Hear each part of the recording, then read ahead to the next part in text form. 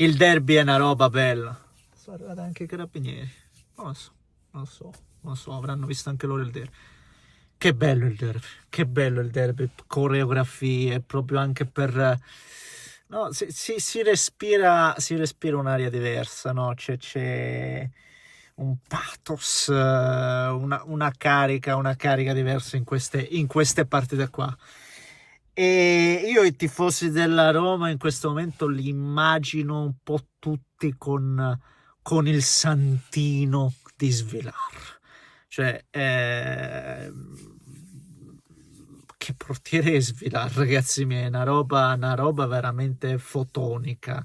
Fatto una parata su Romagnoli a inizio gara che è pazzesco, ma anche a palla che va fuori sul tiro a giro di Zaccagni, no? Ma lui la copre benissimo la porta, tant'è che un po' più, no, un po' più interno comunque ci sarebbe arrivato, ma l'intervento su Ndì che poi su DA, ma quante parate di livello e se per i tifosi della Roma, ripeto, lo beatificheranno, di certo non entrerà negli incubi invece della tifoseria laziale, per quanto mi riguarda, perché oggi la Lazio ci è andata veramente vicino a portarla a casa questo derby e la bellezza sta proprio in questo. Io vi dico la verità, dopo la partita che ho visto d'Europa League, ho detto la Lazio deve stare attenta a non far figuracce brutte. E invece, lo ribadisco, il derby è bello per questo, perché il derby resetta tutto. All'andata praticamente era il contrario, dove è vero che era già subentrato Ranieri, ma comunque la Roma era ancora, no, in un percorso ovviamente appena iniziato, era disfatta, e invece il derby resetta tutto. Il derby resetta tutto. Ne parliamo, signori miei, come se lo facciamo prima, come al solito vi invito a spolliciare verso l'alto, iscrivetevi per seguire i prossimi contenuti e din don la campanella per rimanere attivi, aggiornati, sempre sul pezzo. È un pari che poi alla fine non lo so quanto può muovere la classifica, entrambi rimangono là, la classifica stessa rimane corta, dove veramente tutte sono comunque distanti di un punto. E la corsa è assolutamente lunga.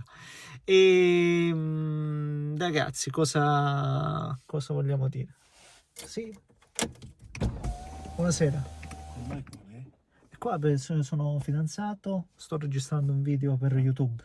E allora ti ho bloccato. No, non fa niente. La patente, il libretto. Sì. Allora, patente. Buonasera. No. Non lo arrestiamo. Non mi Allora, dov'è la patente? Ecco qua, prima di tutto. Prego. Non abbiamo paura della legge, sinceramente. Capitano anche queste cose qua, quando uno si registra in mezzo alla strada. Eccoci di nuovo qua, dopo i vari controlli dovuti ai tutori della legge, ci mancherebbe altro. Ritorniamo a parlare di calcio, signori miei, e di questo derby. Come dicevo, un derby che io pensavo davvero che stasera trovavamo una Roma che avrebbe potuto minare ulteriormente la stagione laziale, perché l'abbiamo detto tante volte, nonostante la partenza soprattutto in quest'annata dei biancocelesti è stata super positiva, forse anche oltre le aspettative, poi c'è stato sempre un mettere in discussione sia l'allenatore, la squadra stessa e tutto il resto. Quindi questa poteva essere la botta di grazia definitiva anche sul lavoro di Baroni. Per me, ribadisco, assurdo. Anche il soltanto parlarne e discuterne per me assurdo. E invece no, perché secondo me giocando un derby di questo livello, no? Giocando anche bene sotto tutti i punti di vista. Oggi la Lazio a me è piaciuta tantissimo, anche dietro, concedendo davvero poco. Ricordo l'occasione di Mancini su calcio piazzato, ma per il resto veramente poco, nulla, ha tenuto veramente bene, e la Roma trova il pareggio grazie a una giocata di grandissima qualità di Soulé, che veramente fa il gol, se vogliamo, alla Dybala. Io dicevo, guardando la partita tra me e me, quanto sta mancando un giocatore come Dybala, appunto, no? È una banalità, perché i giocatori di quel livello là, per forza di cose, avercela o non avercela cambia tantissimo, però nella mia testa dicevo davvero, la Roma in questo momento avrebbe veramente bisogno di una giocata, di un qualcosa che in qualche modo possa sovvertire l'inerzia della gara, perché sembrava veramente vertere solo sul versante biancoceleste. Quella giocata là, il gol di Soulé, è veramente stato magia.